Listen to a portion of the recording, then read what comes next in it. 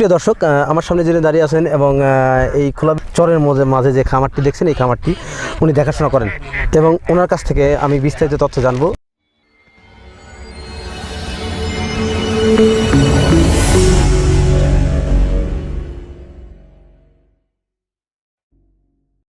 আসসালামু আলাইকুম। হাসান, আপনার নাম কি?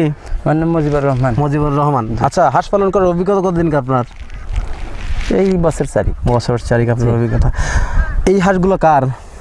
হাঁসের মালিকের জায়গা থাকে। নাম কি হাঁসের মালিকের? হাঁসের মালিকের নাম হচ্ছে আব্দুল বাড়ি। আপনি কি করেন এখানে? এখানে আমি দেখাশোনা করেন। এই মালিকের কতগুলো হাঁস আছে এখানে? 1300 হাঁস। 1300। আপনি এই হাঁসগুলো তো এখানেই রাখেন আর কি। আপনারা কোথায় থাকেন? আমরা এইখানেই থাকি। এইখানে থাকেন আর কি। যাই হোক, আপনারা তো এখানে থাকেন। হ্যাঁ, তো আপনারা তো এইখানে হাঁসগুলো রাখেন আর কি। রাত্রেবেলা আপনি এখানে থাকেন। তো হাঁস এইখানে রাখেন। তো হাঁসের এই বিলের মাঝে কি খাবার খায়? শামুক, ঝিনুক, তারপরে যে ছাম আছে এইগুলো খায় আর কি। পাশাপাশি আপনারা কি খাবার দেন?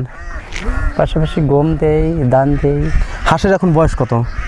বয়স 6-7 মাস আর কি। এই 7 মাসে হাঁসের কি পরিমাণ ডিম দিচ্ছে এখন? 500-550 ডিম আসতেছে। 500-550 ডিম যে আসতেছে, এই ডিমগুলো কোথায় বিক্রি করেন আপনারা? এই হাটে বেড়াতেই বিক্রি করেন। একবারে প্রতিদিন বিক্রি করেন না এক সপ্তাহ পর? এক সপ্তাহ পর দিন। ডিমের বাজার এখন কিরকম দাম আপনি বলতে পারবেন? এই 900-950 এরকম আর কি। মানে এখন যেরকম বাজার সেরকম। যাই হোক, 900-950 টাকা প্রতিদিন শয়ের দাম। তো তাও মানে 45,000-46,000 টাকা, মানে 5,000 টাকার মতো ডিম বিক্রি করেন প্রতিদিন। প্রিয় দর্শক, 1300 হাঁস থেকে ডিম আসতেছে মোটা কথা 500 থেকে 550, অনেক কম ডিম আসতেছে। তারপরে উনি প্রতিদিন 5,000 টাকার মতো ডিম বিক্রি করে থাকেন। ওনার অভিজ্ঞতা থেকে বলেন বা উনি দেখে বলছেন। এই 1300 হাঁস থেকে যে 500 ডিম আসতেছে, কেন এত কম আসার কারণ কি? ওই আস্তে আস্তে এর মুখে খাদ্য কম ছিল আর কি। বুঝছেন, যত খাদ্য খাবে তত ডিম দেবে। আপনার অভিজ্ঞতা থেকে বললেন আর কি। প্রিয় দর্শক, উনি বলতেছেন আমাদের যে হাঁসের খাবারের পরিমাণটা খুবই কম, কারণ হাঁস এক জায়গায় কতই খাবার পায়, এই জন্য সমস্যাটা বৃদ্ধি পাইছে। তাই হাঁসের খাবার যখন পরিপূর্ণ হবে, তখন এই হাঁস থেকে অনেক বেশি ডিম আসার সম্ভাবনা আছে। তখন ফুল ডিম আসার পরে তখন ওই 1300 হাঁস থেকে ম্যাক্সিমাম 1100 ডিম পাবেন এই খামারে। আর তখন তিনি লাভের অংশটা বুঝতে পারবেন। আচ্ছা, হাঁস পালনকে কি লাভবান হওয়া যায়? জি, লাভবান হওয়া যায়।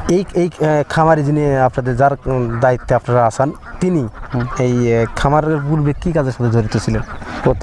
প্রথম উনি কি করতেন? উনি কৃষকের কাজ করতো। ঘোড়ার গাড়ি আছে মেলা, গরু বাছুর। এখন ওগুলো বাদ দিয়ে এগুলো করে নাকি? ওগুলো এখনো আছে আর কি। কৃষিকাজও করেন। জি। আর আপনি এগুলো দেখেন। আপনাদের বেতন দেয় কত টাকা প্রতি মাসে? আমার বেতন 12,000 টাকা। তো সব মিলে কি আলহামদুলিল্লাহ আপনিও ভালো আছেন? জি। আর যিনি খামারের মালিক, তিনি তো তার নাম হচ্ছে আব্দুল বাড়ি আর কি। উনি খামারের মালিক। প্রিয় দর্শক, আব্দুল বাড়ি ভাইকে অসংখ্য ধন্যবাদ জানাই। কেন হচ্ছে উনি একটা কর্মসংস্থান বৃদ্ধি করছেন এবং এ থেকে একটা লোকের কর্মস্থানে বৃদ্ধি করছেন। এখান থেকে তাদের একটা জীবিকা নির্বাহ হচ্ছে।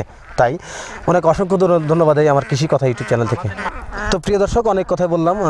আর তারপর বিশেষ করে ওনার অভিজ্ঞতা যতই থাক, উনি মুরব্বী মানুষ, অত কিছু ক্লিয়ারলি বলতে পারছেন না, অত প্রশ্ন অ্যান্সার তিনি দিতে পারছেন না। তার জন্য আন্তরিকভাবে দুঃখিত যে ওনার প্রশ্নের টোটালি অ্যান্সার নিতে পারছি না। তো প্রিয় দর্শক, আর কথা না বাড়িয়ে আজকে এখানে সমাপ্ত করছি। ভালো থাকেন।